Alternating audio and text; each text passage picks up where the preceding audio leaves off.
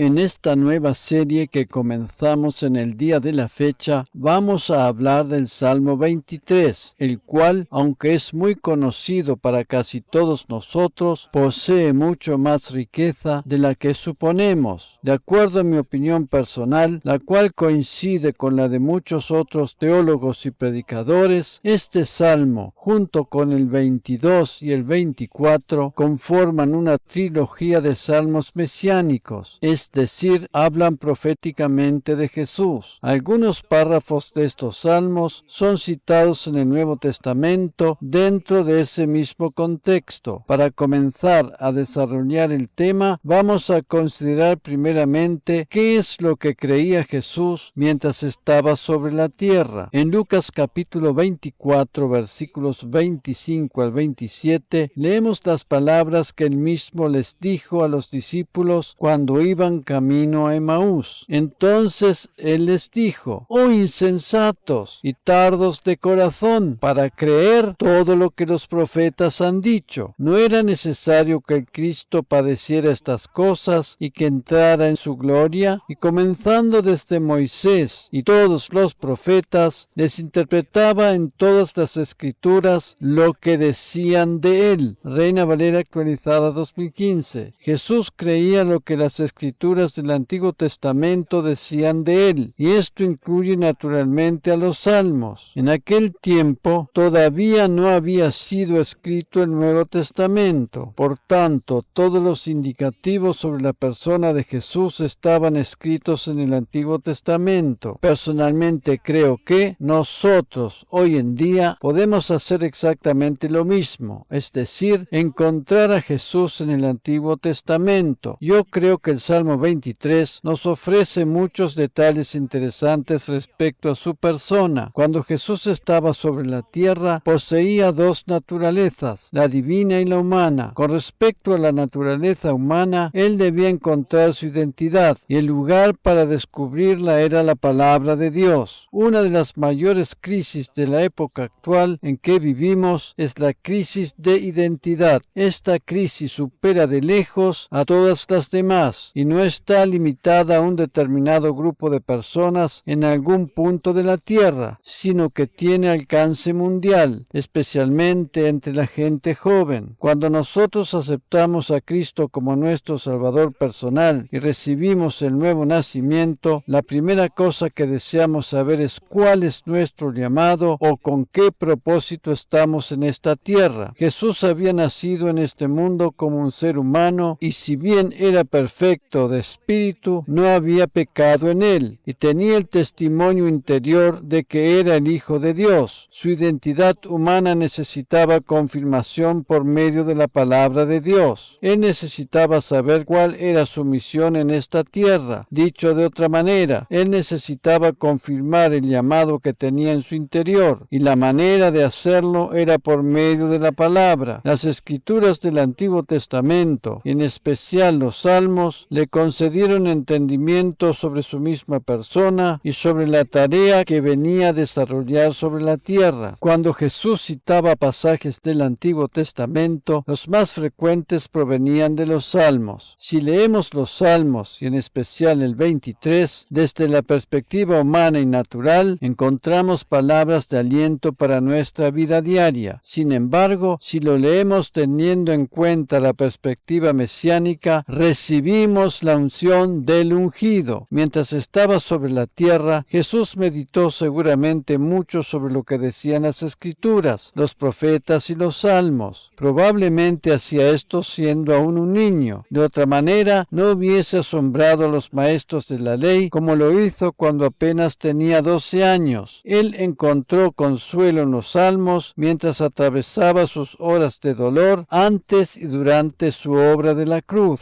En Lucas capítulo 23, versículo 46, leemos: Entonces Jesús, gritando a gran voz, dijo: Padre, en tus manos encomiendo mi espíritu. Y habiendo dicho esto, expiró. Él pronunció estas palabras en la hora de mayor dolor, porque conocía lo que estaba escrito en el Salmo 31, versículos 14 y 15. Pero yo he confiado en ti, oh Señor. He dicho, tú eres mi Dios. En tus manos están mis mis tiempos. Líbrame de la mano de mis enemigos y de mis perseguidores. Reina Valera actualizada 2015. Estando sobre la cruz, Jesús citó palabras de los Salmos 16, 19, 22 y 31. Así como él encontró su identidad con respecto a su ministerio sobre la tierra por medio de la palabra escrita, también encontró consuelo en las horas de mayor dolor. En realidad, muchos pasajes de los Salmos revelan la vida interior de nuestro Señor Jesucristo. Los 4 evangelistas, a saber, Mateo, Marcos, Lucas y Juan, escribieron sobre él de acuerdo a lo que vieron externamente como testigos presenciales, mientras que los Salmos nos ofrecen detalles de lo que sucedía en su alma. En Marcos capítulo 14, versículos 17 al 20, leemos en la versión Reina Valera actualizada 2015. Al atardecer fue con los 12, y cuando estaban sentados a la mesa comiendo, Jesús dijo: de cierto les digo que uno de ustedes, el que come conmigo, me va a entregar. Y entonces comenzaron a entristecerse y a decirle uno tras otro: ¿acaso seré yo? Él les dijo: es uno de los 12, el que moja el pan conmigo en el plato. Seguramente que Jesús conocía perfectamente el pasaje del Salmo 41, versículo 9. Aún mi amigo íntimo, en quien yo confiaba y quien comía de mi pan, ha levantado contra mí el talón. Reina Valera actualizada 2015. Marcos escribió en relación a lo que vio como testigo presencial, mientras que el Salmo 41 nos ofrece los detalles de lo que sucedía en su alma, y esto había sido escrito muchos años antes de que realmente tuviera lugar. Jesús conocía muy bien este pasaje. Él llamó amigo a quien le estaba traicionando. Él no solo nos dice que tenemos que amar a nuestros enemigos, sino que lo practicaba en su vida personal. Jesús amaba a todos sus discípulos, sin excepción alguna. Él también lavó los pies de Judas, quien más tarde le habría de traicionar. Es interesante que la palabra amigo, en el versículo que acabamos de considerar, no nos habla del amor divino, sino de un amor humano. Jesús amó a Judas con amor divino, con amor ágape, mientras que Judas amaba al Señor con un amor humano, amor filial. El amor divino o ágape puede amar al enemigo, mientras que el amor humano o filial no. El amor humano puede transformarse en odio de un momento para otro. Creo que todos nosotros hemos sido testigos de relaciones matrimoniales o familiares fundamentadas en el amor humano, el cual aparentemente era muy profundo, pero poco tiempo más tarde, a causa de cosas que fueron sucediendo, se transformó en odio. Si tú, quien estás escuchando o leyendo este pasaje, te preguntas qué es lo que ha sucedido en tu relación matrimonial o familiar, la cual estaba fundamentada en el amor y actualmente se ha enfriado e incluso acabado, tengo que decirte que esto ha sucedido porque ella estaba construida sobre el amor humano, el único tipo de amor que tiene la capacidad de superar todas las circunstancias y de mantenerse firme a través del tiempo, es el amor ágape o amor divino. Por tanto, no te desanimes si percibes en tu interior este tipo de sentimientos encontrados, porque todos nosotros, como hijos de Dios, si bien hemos recibido el amor divino en nuestros corazones o espíritus renacidos, seguimos teniendo el amor humano en nuestras almas. En vez de desanimarte o sentirte mal a causa de determinados sentimientos negativos en tu alma, decídete a amar con el amor divino. El amor ágape supera el amor filial. En Lucas capítulo 24, versículos 44 y 45, encontramos lo que Jesús les dijo a algunos de sus discípulos, quienes no eran los mismos que habían ido camino a Emaús, y les dijo: estas son las palabras que les hablé estando aún con ustedes, que era necesario que se cumplieran todas estas cosas que están escritas de mí en la ley de Moisés, en los profetas y en los salmos. Entonces les abrió el entendimiento para que comprendieran las escrituras. Reina Valera actualizada 2015. Este pasaje se refiere también a las escrituras, pero más específicamente a los salmos. Si no vemos a Jesús en la palabra, no conocemos realmente las escrituras, y la Biblia es simplemente un libro de historia para nosotros. La palabra de Dios se hace realmente viva cuando encontramos a Jesús en ella. Él es el verbo o logo divino hecho carne. En mi opinión personal, los salmos hablan de Jesús mucho más de lo que encontramos a simple vista. Yo no puedo creer que Jesús haya mencionado los salmos como referencia a su persona y en solo 5 o 6 de los 150 encontremos algo de él. Estoy plenamente convencido que todavía hay mucho por descubrir. Por tanto, te invito a considerar junto conmigo la dimensión mesiánica del Salmo 23 y para ello vamos a ir versículo por versículo. Salmo de David. El Señor es mi pastor, nada me faltará. En prados de tiernos pastos me hace descansar, junto a aguas tranquilas me conduce. Confortará mi alma y me guiará por sendas de justicia por amor de su nombre. Aunque ande en valle de sombra de muerte, no temeré mal alguno, porque tú estarás conmigo. Tu vara y tu cayado me infundirán aliento. Preparas mesa delante de mí en presencia de mis adversarios. Unges mi cabeza con aceite. Mi copa está rebosando. Ciertamente el bien y la misericordia me seguirán todos los días de mi vida, y en la casa del Señor moraré por días sin fin. Reina Valera actualizada 2015. Lo primero que encontramos es su título, donde dice que este es un salmo de David. El rey David en el Antiguo Testamento es un simbolismo de Jesús, quien es el verdadero rey que habrá de gobernar durante el milenio. Versículo 1. El Señor es mi pastor, nada me faltará. David, como pastor de ovejas, representa también a Jesús, el verdadero pastor del rebaño. David no escribió este salmo sobre sí mismo, sino que escribió sobre el Mesías siendo inspirado por el Espíritu Santo. Naturalmente que este salmo contiene palabras de aliento para muchas situaciones de nuestra vida cotidiana, y nos agrada también citar sus palabras para impartir bendición a otros. Pero lo más maravilloso es que él se refiere esencialmente a Jesús, el Cordero de Dios, y su relación con su Padre Celestial, el pastor por excelencia. En Génesis capítulo 48, versículo 15, leemos lo que Jacob les dijo a sus hijos antes de morir, y bendijo a José diciendo: el Dios en cuya presencia anduvieron mis padres Abraham e Isaac, el Dios que me pastorea desde que nací hasta el día de hoy. Reina Valera actualizada 2015. El Nuevo Testamento se refiere a Jesús como el buen pastor, pero aquí también habla de Dios, el Padre, como pastor. Hay muchos pasajes en el Antiguo Testamento que hacen alusión a esto. Por esa razón, no nos limitemos a pensar solamente en Jesús como nuestro pastor. La Biblia dice que Dios, el Padre, es el pastor de las ovejas de Israel, y eso significa que el rey David también lo consideraba su pastor. Versículo 2. En prados de tiernos pastos me hace descansar, junto a aguas tranquilas me conduce. Tenemos que tener en cuenta que Jesús, mientras estaba sobre la tierra, también necesitaba el alimento de la palabra de Dios. De esa manera, Dios, el Padre, fortalecía el alma de su Hijo. Jesús mismo dijo que su alimento era hacer la voluntad de su Padre, quien le había enviado a la tierra. Versículo 3. Confortará mi alma y me guiará por sendas de justicia por amor de su nombre. La Biblia nos enseña que, gracias a la obra redentora de Cristo a nuestro favor, hemos sido justificados ante Dios. Jesús es el centro de la justicia divina. En la cruz, Él cargó todos nuestros pecados para que podamos poseer su justicia. Versículo 4. Aunque ande en valle de sombra de muerte, no temeré mal alguno, porque tú estarás conmigo. Tu vara y tu cayado me infundirán aliento. Si estas palabras son de ayuda y aliento cuando atravesamos las horas oscuras de la vida, ¿cuánto más las habrá necesitado Jesús en el camino hacia la obra de la cruz? Jesús pasó realmente por el valle de sombra de muerte cuando cargó sobre sí mismo todo el peso del pecado de la humanidad, y esto separado de su Padre. La angustia y el dolor fueron tan grandes que llegó a exclamar: Dios mío, ¿por qué me has desamparado? ¿Cuál es la razón por la cual el Padre pastorea a su Hijo? ¿Porque le da ánimo y aliento en las horas de más oscuridad? ¿Por qué le guía por sendas de justicia? Porque antes que él mismo mismo pudiera llegar a ser nuestro pastor, tuvo que pasar por el valle de la muerte. En Zacarías capítulo 13, versículo 7 leemos: Despierta, espada, contra mi pastor y contra el hombre compañero mío, declara el Señor de los ejércitos. Hiere al pastor y se dispersarán las ovejas, y volveré mi mano contra los pequeños. Biblia de las Américas. En las horas de mayor angustia y dolor, Jesús fue pastoreado por su Padre. Después que pasó la agonía de la cruz, después de haber descendido hasta lo más profundo de la tierra, Jesús fue resucitado por su Padre. Esto lo confirma el versículo 5. Preparas mesa delante de mí en presencia de mis adversarios. Unges mi cabeza con aceite, mi copa está rebosando. La Biblia dice que, por medio de la resurrección, Jesús triunfó sobre sus enemigos. En Colosenses capítulo 2, versículos 14 y 15, leemos en la versión Reina Valera actualizada 2015. Él anuló el acta que había contra nosotros, que por sus decretos nos era contraria, y la ha quitado de en medio al clavarla en su cruz. También despojó a los principados y las autoridades, y los exhibió como espectáculo público, habiendo triunfado sobre ellos en la cruz. Reina Valera actualizada 2015. Después de la obra de la cruz, Jesús fue ungido como nuestro sumo sacerdote. La palabra nos enseña que Él ha sido constituido como sumo sacerdote y pastor para siempre. Versículo 6. Ciertamente el bien y la misericordia me seguirán todos los días de mi vida. En la casa del Señor moraré por días sin fin. Después de haber completado la obra de la cruz, Jesús volvió triunfante a la casa de su Padre. El Mesías, el ungido de Dios, quien se despojó a sí mismo de todos sus privilegios celestiales y vino a la tierra para realizar su obra redentora a nuestro favor, volvió a la casa de su Padre para estar allí para siempre. Antes de poder llegar a ser nuestro pastor y sumo sacerdote, Jesús tuvo que ser pastoreado por su Padre. Lo que Dios el Padre fue para Jesús durante su vida terrenal, es ahora Jesús para nosotros. Por esa razón, ahora que entendemos la dimensión mesiánica de este salmo, podemos apropiarnos mucho mejor de todo su contenido y decir con mayor convicción que antes: el Señor es mi pastor, nada me faltará. Amén y amén.